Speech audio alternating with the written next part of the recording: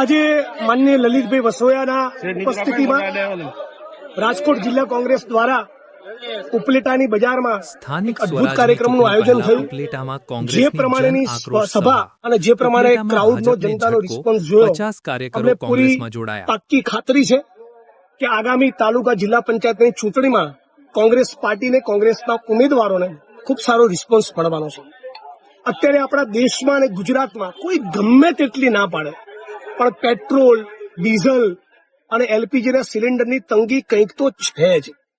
રાજ્યની સરકાર અને કેન્દ્રની સરકારે આ પ્રમાણે જે પ્રમાણિકતાપૂર્વક ચોખવટ કરી ગુજરાત અને દેશની જનતાને જે હૈયાધારણ આપવી જોઈએ એ આપવામાં સરકાર નિષ્ફળ ગઈ હોવાના કારણે કાળાબજારી, સંગ્રહખોરી થઈ રહી છે અને કઈ કિલોમીટર સુધી લાંબી લાઈનો આપણે અગાઉના દિવસોમાં પેટ્રોલના મુદ્દે જોઈ। આખા ગુજરાતની અંદર દારૂ અને ડ્રગ્સ એની જાણે ચરમ સીમા ઉપર પહોંચી ગઈ છે।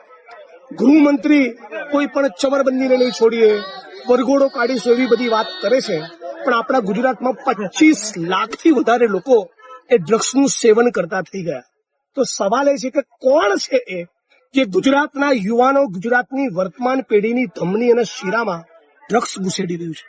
ગુજરાતના રાજકોટના ક્રાઇમ બ્રાન્ચના આઈપીએસ જગદીશ બાંગરવાની સામે કોળી પટેલ સમાજના એક યુવાન, એક પત્રકારે એવું એલિગેશન કરવું પડે કે એમના ગુદા માર્ગમાં પિચકારી દ્વારા પેટ્રોલ ઘુસેડવામાં આવ્યું, એ કેટલી હદની વિકૃતિ કહેવાય। આ બાબતે મેં ફોન કરીને ગુજરાતના હોમ મિનિસ્ટરને જાણ કરી, રૂબરૂ રાજ્યના મુખ્યમંત્રીને જાણ કરી, અને એ છતાં જો રાજ્યની સરકાર આ મુદ્દે એક્શન લેવા માંગતી ન હોય તો ક્યાંક ને ક્યાંક એનો મતલબ એ થાય છે કે રાજ્યની સરકાર એવું ઈચ્છે છે કે રાજ્યના નાગરિકોને ફટકારો, એમના માનવ અધિકારનું ભંગ કરો, આવી વિકૃતિનું પ્રદર્શન કરો।